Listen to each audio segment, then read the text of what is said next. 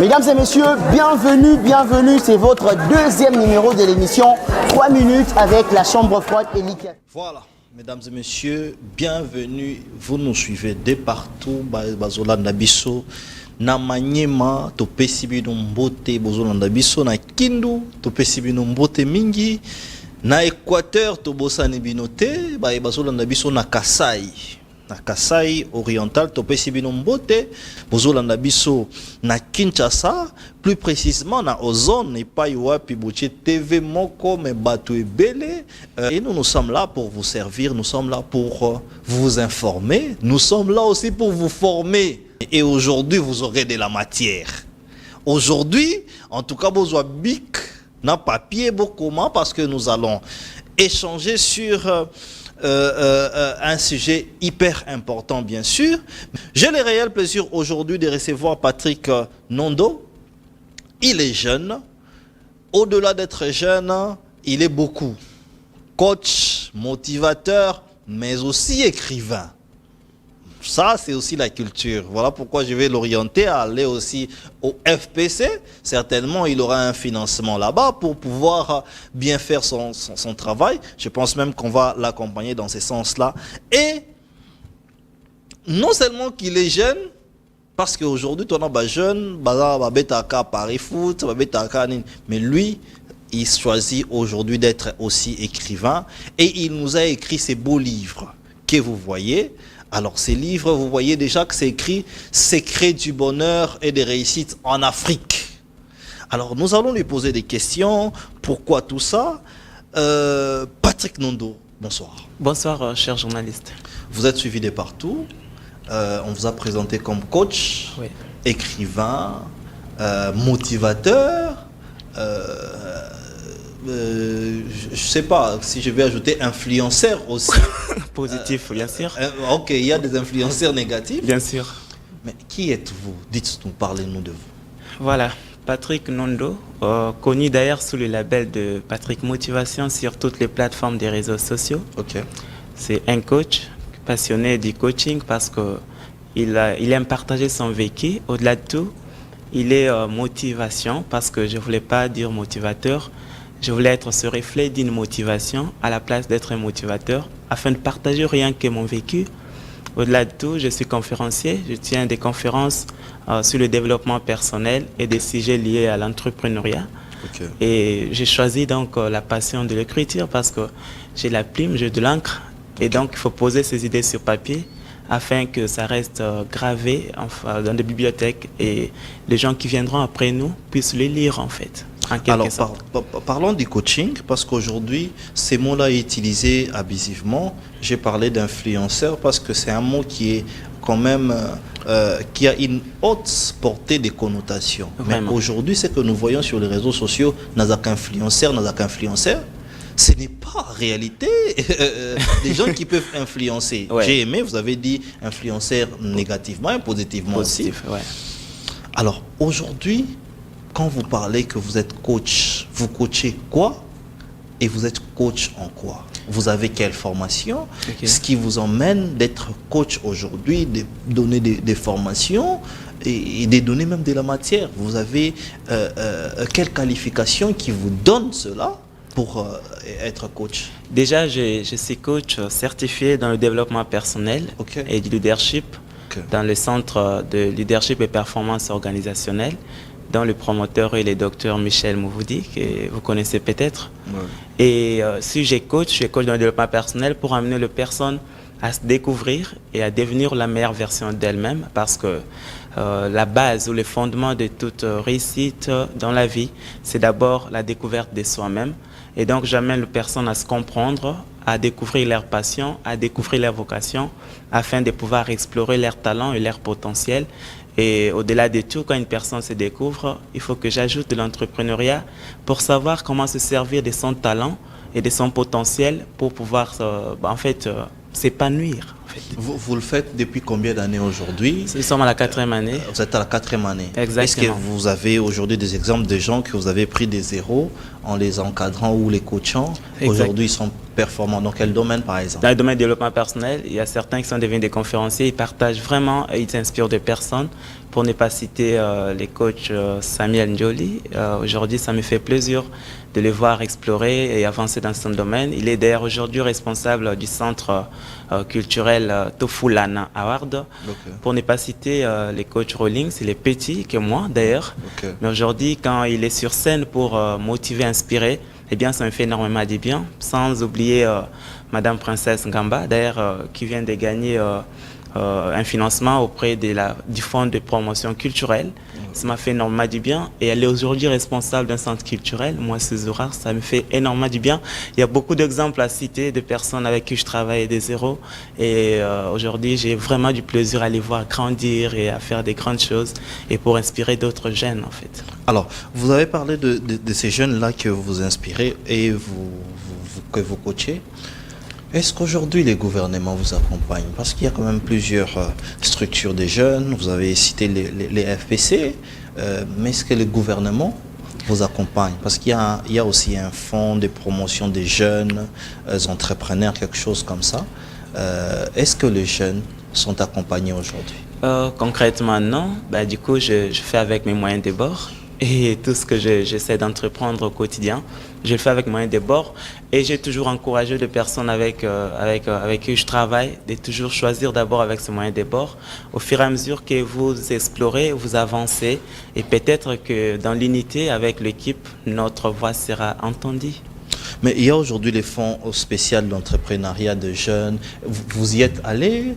Vous connaissez? Ou les DG, je pense que le nom c'est les DG Mukendi, où il accompagne de jeunes. Il accompagne des gens qui ont des idées, des projets, et même, je pense, les ministères aussi de la jeunesse. On se bat concrètement pour avoir l'accès là-dessus. Mais sinon, quand ce sont des offres lancées en ligne, on ne cesse de soumettre de requêtes pour attendre en fait le feedback. Alors, on est patient.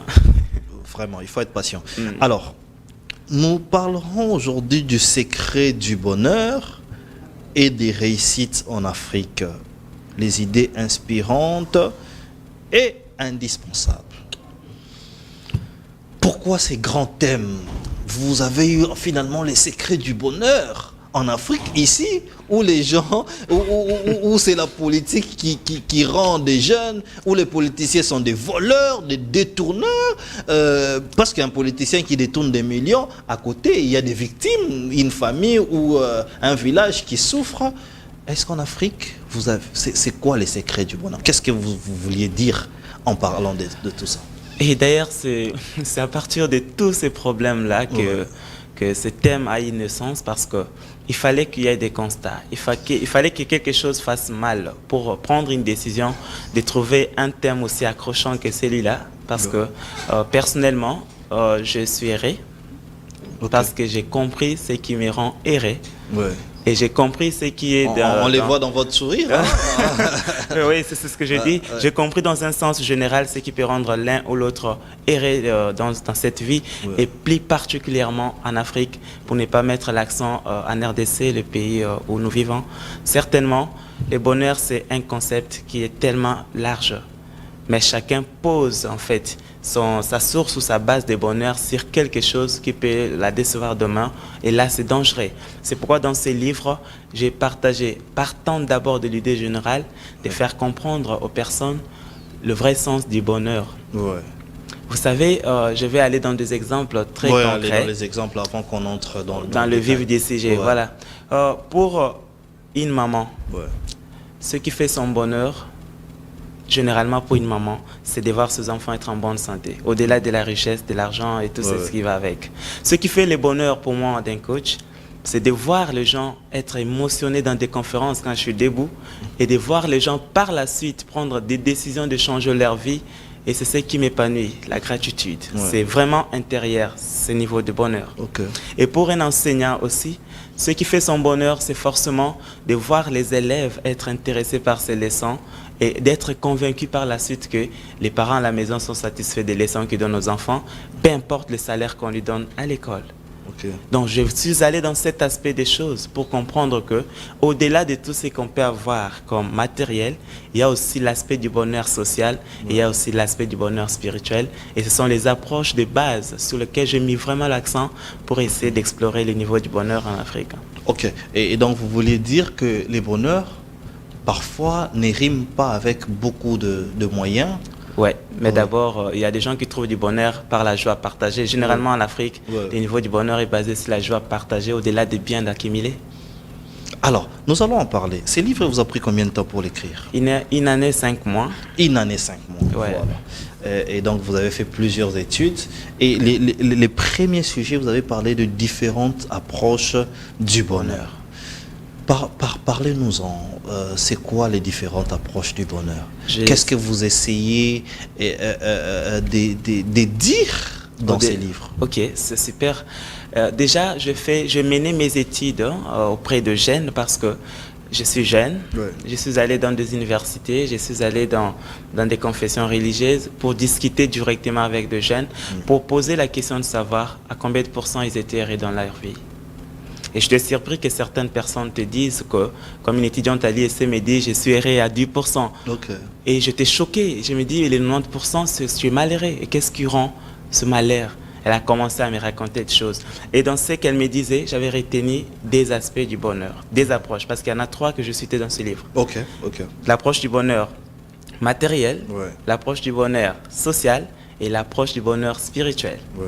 Et partant du bonheur matériel, c'est quand une personne base tout ce qui lui rend heureux sur le matériel. Okay. Et quand il n'a pas ce matériel, il est malheureux. Et la fille me dira, écoute, mais je n'ai jamais eu la chance d'obtenir le dernier téléphone sur le marché. Les parents n'ont pas les moyens. Donc, pour elle, son bonheur, c'est obtenir le dernier téléphone. Un iPhone 15 Pro Max et tout. Et moi, je lui ai dit... Elle en avait déjà peut-être 14, mais elle s'est dit... Entre ses mains, elle avait XR. Mais là, à l'époque, c'était iPhone 12 qui était... à l'époque, c'était iPhone 12. Voilà. Et je lui ai dit, est-ce que tu comprends l'évolution technologique? Ok. Ça avance chaque jour. Et aujourd'hui, on est à 15. Oui. Peut-être papa sera capable de t'acheter 11. Oui. Et toi, tu ne seras toujours pas heureux. Et quand tu seras prêt à entrer à 15, 16 sortira. Et tu ne seras jamais heureuse. Voilà. Et donc, quand j'ai compris cet aspect, je me dis, fonder son niveau de bonheur sur ce qui est matériel est dangereux. Okay. Parce que tu peux avoir... tu t'es dit, je serai heureux quand j'aurai une Range Rover. Et si tu ne l'as pas, tu meurs malheureux. Justement. Parce que tu peux aussi ne pas l'avoir. Tu peux aussi ne pas l'avoir. Rien ne conditionne de pouvoir avoir ce que tu veux. Voilà. Et si tu ne l'as pas, c'est que tu es malheureux. Et tu meurs comme ça. Ça, c'est l'approche du bonheur matériel. Ok. Voilà. Mais j'aimerais poser une question. Ok. Parce que nous parlons aussi de nation dans ce pays. Les gens disent aussi que peut-être qu'un jour, nous aurons des dirigeants qui vont changer des choses. Donc notre bonheur ne doit pas se reposer sur d'une personne, des dirigeants en fait. Ça ne marche pas. On doit s'en foutre d'eux. Voilà, et essayer de... Parce que la nation, généralement, c'est aussi un aspect très important, je l'ai souligné. Si on passe le temps à blâmer le gouvernement, on oublie notre part des choses sur le développement. Okay. Et carrément, peut-être qu'on n'aura jamais un bon gouvernement, et donc on ne sera jamais développé. Et ça, c'est jamais qui intervient. Peut-être que jamais on aura un bon gouvernement. Un bon gouvernement, c'est que jamais on sera développé. Et là, c'est dangereux de placer tout ce qui est comme ce qui te rend du plaisir à la base d'une personne. Donc, c'est dangereux. Ça, c'est l'approche du bonheur matériel. Okay. Et l'approche du bonheur spirituel, c'est lié aux confessions religieuses. Oui. Allez-y, dites-nous. Oui, certainement. Il y a des familles dans lesquelles, quand papa il est catholique, tous les enfants sont conditionnés à être catholiques, même si leurs propres convictions les amènent à être des églises de réveil. Mais comment ils auront des convictions alors qu'ils sont élevés par papa? Nous avons un entourage et chacun découvre la vérité parfois des part ou d'autres. Personnellement, j'étais catholique, c'est que sûr. Oui. Mais j'aime mon père parce que quand j'ai choisi l'église de réveil, il ne me l'a pas interdit. Et ce qu'il m'avait rappelé, c'était que le salut est individuel. Ok. Si ce que tu as suivi, c'est ça la vérité, ben mais écoute, c'est la fin qui justifie les moyens. Ok. Donc c'est quelque chose. Vous pensez que le fait de quitter à l'église catholique et être à l'église des réveils, vous avez trouvé le bonheur. Je voulais faire ce qui me fait du bien. Oui. Spirituellement, je voulais faire ce qui me rend moi bien. J'aimerais vraiment passer ces moments-là à danser. Ça me fait énormément du bien. Et quand il m'a laissé cette liberté de choix... Mais quels sont ces moments-là où vous trouvez du bonheur à l'église des réveils? C'est quand même le moment d'adoration, là. Ah, vous pensez que vous montez aussi? On est parti, donc c'est quelque chose, quoi. Donc si vous me privez de ça, non nyonga en fait. Vraiment non nyonga sur le plan spirituel. Donc c'est quelque chose. Et il fallait que je souligne ça, la liberté de choix. C'est très important. Les prochaines approches? L'approche du bonheur social. Là, c'est sur des relations interpersonnelles. Là, j'ai mis l'accent sur quelques obstacles comme des préjugés, des discriminations, des attentes irréalistes, la pression sociale. C'est vraiment dangereux. Ce sont des problèmes qui rongent la société. Parce que une personne peut ne pas avoir besoin de suivre une carrière quelconque. Comme je discutais avec une dame, c'était à l'IPC, pendant des recherches, et je lui ai posé la question, madame, mais pourquoi tu as choisi de faire les droits? Elle m'a dit, au départ, je n'aime pas les droits. Moi, je préfère la communication. J'ai dit, mais comment tu te retrouves ici? Elle dit, je ne me prends pas en charge. Ça, c'est le choix de mon papa. Et là, je fais appel aux parents parce que j'en ai mis vraiment l'accent pour dire que la passion, c'est quelque chose. Il y a les parents qui veulent réaliser les rêves qu'ils ont ratés au travers de leurs enfants. Il avait voulu être médecin, mais comme lui, son papa n'a pas pu l'envoyer à l'université, il reste avec ses rêves. Et il veut les concrétiser à travers de son fils. Mais son fils a de la passion, il veut faire de l'économie et il l'envoie faire la médecine pour se faire lui plaisir. Il ne se met pas à la place de l'enfant. Et jamais cet enfant sera erré. Et déjà même dans le milieu universitaire, comme il n'a pas un pourquoi fort, croyez-moi que la motivation ne sera jamais au même niveau que s'il faisait ce qu'il aimait. Mais il y a des gens qui ont suivi aussi les pas de leurs parents et qui sont heureux. Bien sûr, je ne suis pas contre ça. Mais il y a aussi des gens qui ne sont pas heureux sur ça. Il y a aussi des gens, lui, c'est troublé dans sa tête. Parce que ça arrive à un moment que même les choix que l'enfant est en train de faire n'a pas un fondement. Moi, je suis ami à une personne. Comme moi j'ai choisi les droits et que moi et lui on était à l'université, lui et moi on était à l'université aux humanités, j'étais intelligent, il a toujours préféré être à mes côtés. Et il dit, oh mais toi tu as choisi les droits, c'est que c'est la meilleure des facultés. Moi j'ai choisi les droits. Et son papa lui propose la médecine. Donc pour les deux sens, l'enfant n'a pas un fondement. Soit il est influencé par moi, soit il est influencé par son papa. Et quand il va réussir là-bas, c'est que mon côté, c'était juste moi qui faisais ce que à l'Andanga. Et c'est quelque chose aussi. Je fais des études sur tous ces aspects-là pour que les parents prennent le temps de poser de bonnes questions à leurs enfants afin de découvrir ce qui les passionne. Et les enfants aussi peuvent se poser de bonnes questions. Voilà, ces approches sont très intéressantes. Alors, directement au deuxième chapitre, vous parlez du fondement du bonheur et de la réussite. C'est quoi les fondements du bonheur en question?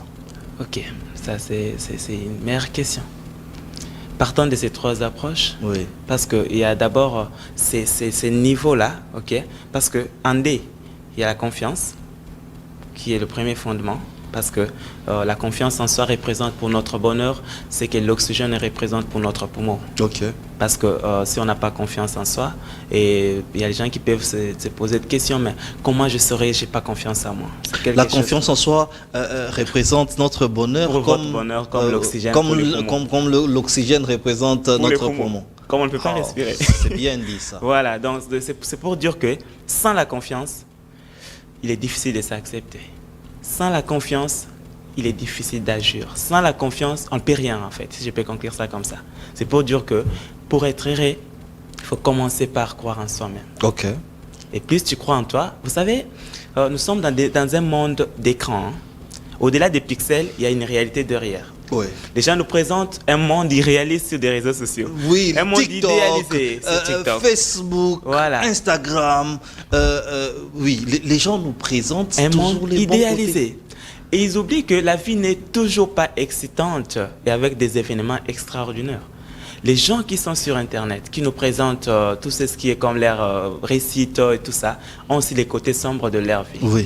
Et dès qu'une personne prend conscience qu'au-delà du reflet, qu'au-delà des écrans, qu'au-delà de la surface, il y a une vie cachée. Et quand tu te mets là à te comparer aux autres, c'est un manque de confiance parce que la comparaison nous fait croire que tout va bien chez l'autre, pas chez moi. J'ai vu une vidéo, je vais la chercher et la technique va nous la balancer. J'ai vu une vidéo où on montrait les côtés sombres des États-Unis. Wow.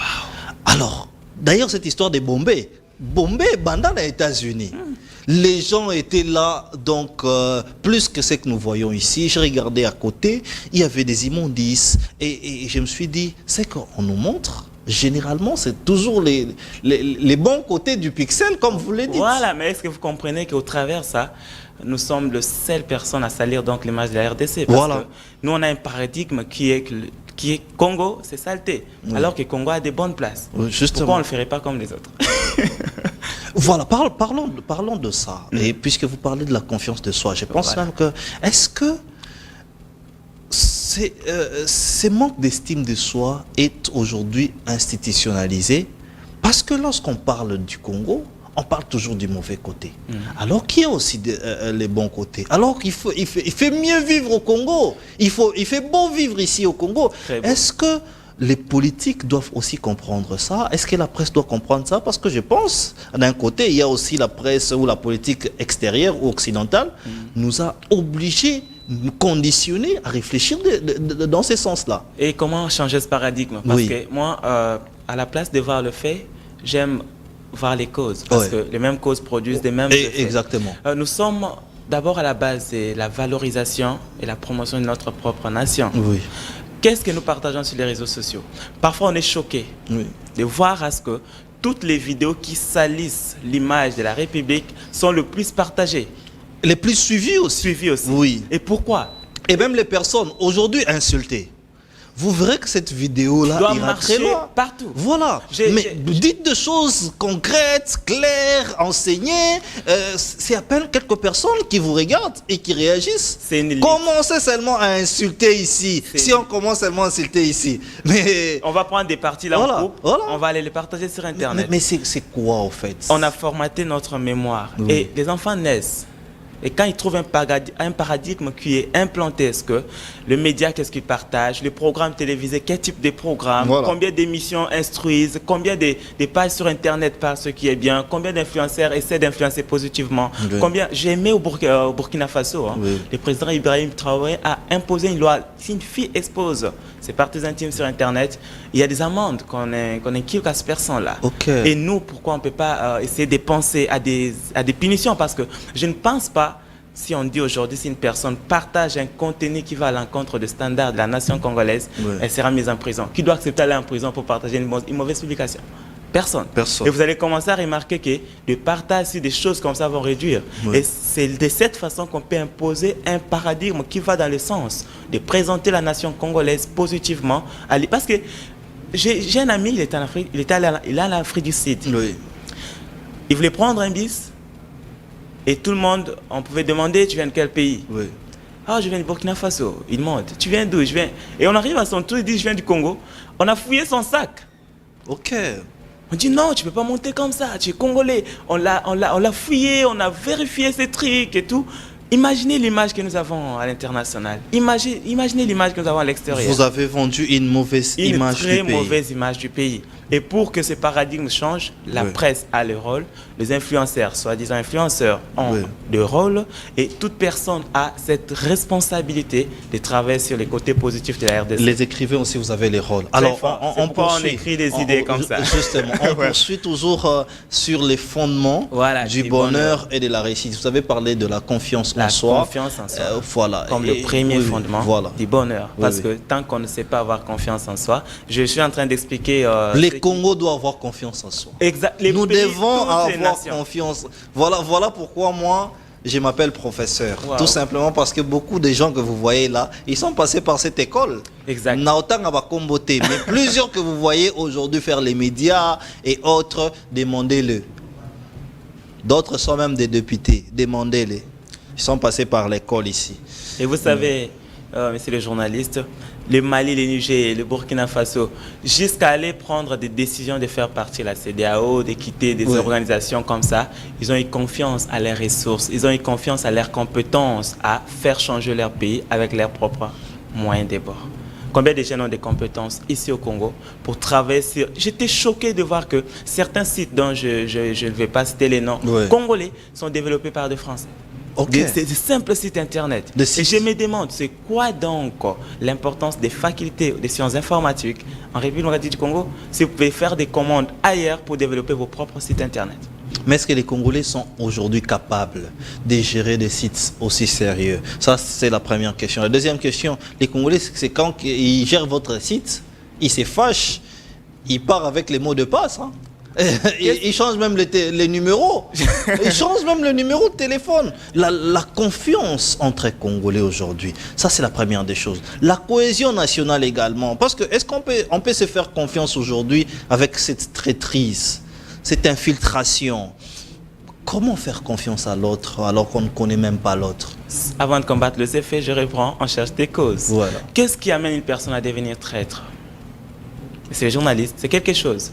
Une personne jusqu'à prendre les mots de passe et s'enfuir, on traite mieux les gens qui viennent de l'extérieur que de nos propres frères. Un marché qu'on aurait pu payer 3 000 $ à un étranger, on donnerait à son propre frère congolais 500 $. Voilà. Est-ce qu'on a essayé de voir ces aspects-là? Alors que nous faisons le travail de la même façon.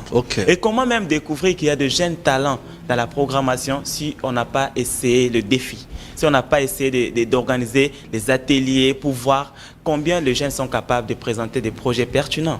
On les connaît, ils sont assez. Mais est-ce qu'on a eu le temps d'accepter d'abord? Parce que le problème, c'est croire d'abord que sa jeunesse peut faire quelque chose. Parce que l'image que l'on a des jeunes aujourd'hui, c'est la médiocrité, la négligence, la faiblesse, alors qu'au-delà de tout, vous venez de dire qu'aux États-Unis, il y a le côté sombre de la vie. C'est pour dire qu'au-delà des faiblesses, il y a aussi des forts. Mais les forts soutiennent les faibles. Mais si une personne qui vient d'entamer la programmation, une personne qui vient d'entamer la faculté informatique, constate qu'on ne fait pas confiance aux informaticiens, ça ne vaut pas la peine de bosser dur à la fac parce que déjà il sait qu'on ne me donnera pas un projet de grande envergure pour développer au Congo. Mais est-ce qu'on essaie de voir toutes ces causes-là avant qu'on puisse condamner la jeunesse? Moi je défends les jeunes parce que je suis jeune. Vous défendez cette jeunesse, on en parlera peut-être prochainement parce que c'est aussi une jeunesse qui perd ses valeurs. Il suffit d'entrer sur TikTok, vous verrez. Nous démontrons la suite, à part la confiance en soi. Je lis d'abord la confiance et l'estime. Et l'estime. Parce que la confiance, on croit à ses atouts. L'estime, on accepte ses valeurs. Et j'étais en train d'expliquer que la comparaison tue la confiance. Au-delà de la comparaison, la perte tue votre confiance. Parfois, on a mal de mettre son avis parce qu'on a comme impression que c'est pas bon. On ne doit pas l'accepter, on doit le rejeter. C'est quelque chose. Et les fondements du bonheur, encore, on va aller dans le sens où une personne doit découvrir sa voie. Et j'ai posé des questions très importantes dans ces livres-là. Chacun va se poser ces questions. Tu seras seul chez toi, en train de lire ces livres. Réponds sincèrement parce que tu ne peux pas te mentir à toi-même. C'est pas te mentir à toi-même. Et ce qui rend errer, c'est ce qui te plaît. Et la question première, c'était qu'est-ce que tu es prêt à faire tout le reste de ta vie sans te lasser, sans t'ennuyer? Qu'est-ce que tu es prêt à faire tout le reste de ta vie sans te lasser, sans t'ennuyer? C'est quelque chose. Parce qu'il y a des gens qui sont dans des emplois qui les empoisonnent. Il y a des gens qui font les choses avec tout ça parce que choix a été moqué à passer. Mais au-delà de tout, attention à l'on a musala batu nao et l'on y a la vie dans mubimba sans que l'embango et la nini. Il y a quelque chose, il réfléchit. Et j'ai posé des questions comme ça. Cher Patrick, nous allons maintenant parler, parce que le temps nous a imparti, bien sûr, nous allons parler du clé du bonheur. Même les clés de la réussite aussi, on va mélanger. Dites-nous-en, parce qu'il y a 2 chapitres où vous parlez, je crois que c'est le 3e chapitre comme ça, où vous parlez du clé du bonheur. Et le 4e chapitre, c'est les clés de la réussite. C'est quoi la différence? La différence, c'est que déjà partant du bonheur, c'est l'accomplissement personnel d'abord, alors que la réussite, c'est l'atteinte d'un objectif spécifique. Ça peut être l'atteinte d'un objectif financier, d'une carrière académique, d'un accomplissement aussi personnel ou professionnel aussi. Ça, c'est vraiment la réussite parce que je n'ai pas trop mis l'accent seulement à faire comprendre aux gens que c'est mal l'argent, parce que si réussir était seulement avoir beaucoup d'argent, pourquoi les gens divorcent? Ils sont riches. Les riches divorcent, les gens ne réussissent pas.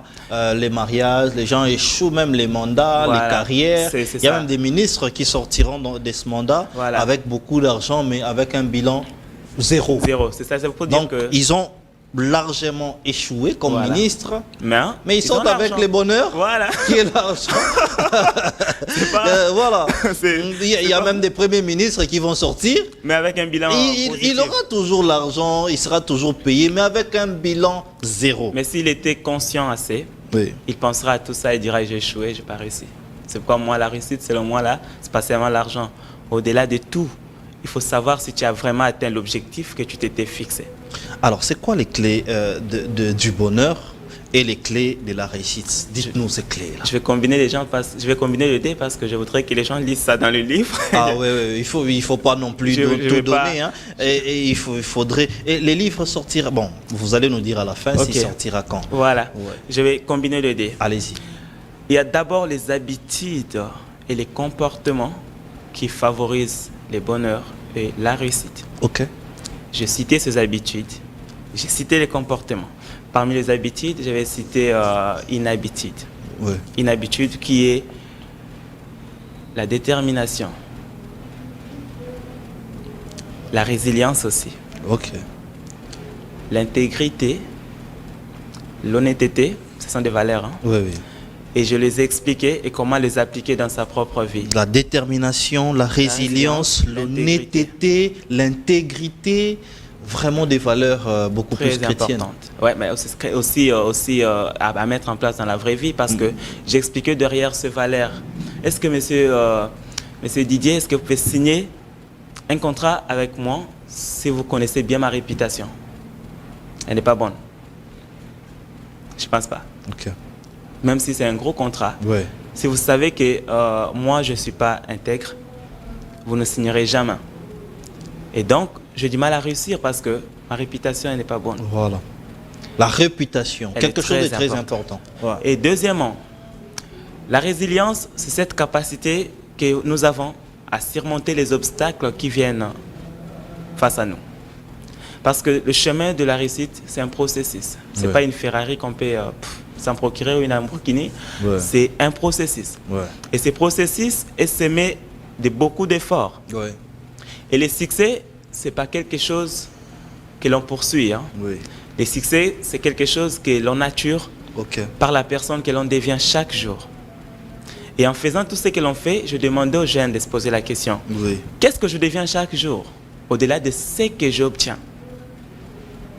Vous êtes dans une entreprise, on Oui. paie $200. Mais qu'est-ce que vous devenez chaque jour dans cette entreprise? Parce qu'un jour, vous ne recevrez plus ce salaire. Mais qu'est-ce que vous deviendrez après tout ça?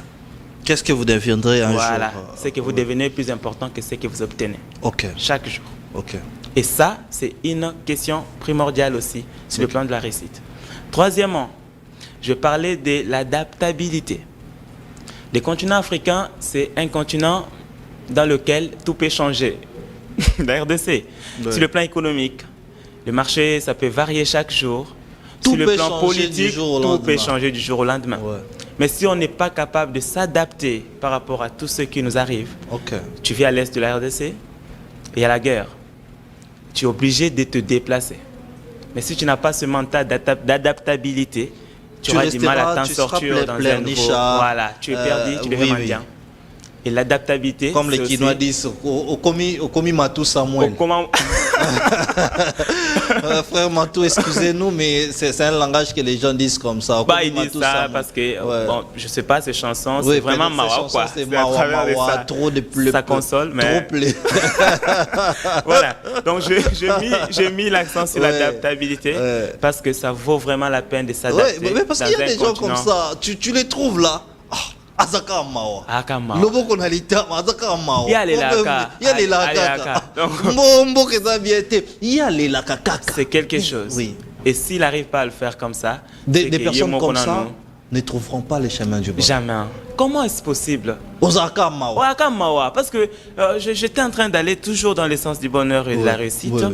J'ai posé des questions, une question toujours sur les clés du bonheur. Ouais. Parce que moi, je me suis attelé plus sur les questions et moi, j'ai proposé des réponses.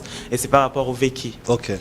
La question mère, c'est tu dois quitter ce monde. Ok. Nul n'est éternel. Ok. Et les personnes qui meurent sans laisser des traces sont le plus vite oubliées. Voilà. Et même malheureux. Voilà. Et vous, aujourd'hui, je sais que si vous quittez ce monde, il y a les gens qui suivront vos émissions sans savoir que vous n'êtes plus de ce monde. C'est vrai, ça c'est vrai. Je sais que mes enfants, Aviatar, Atalia, suivront les émissions de leur papa avec fierté. Voilà pourquoi nous voulons faire ce travail avec aisance, fierté et beaucoup de charisme même. Beaucoup même. Allons rapidement, je pense que c'est le dernier chapitre, les secrets de la combinaison bonheur et réussite. Combinaison bonheur réussite. Oui. Être heureux ne veut pas forcément dire réussir. Et aussi réussir sa vie ne veut pas forcément dire être heureux. Ok. Et la combinaison de deux, c'est d'ailleurs la raison d'être de ce monde.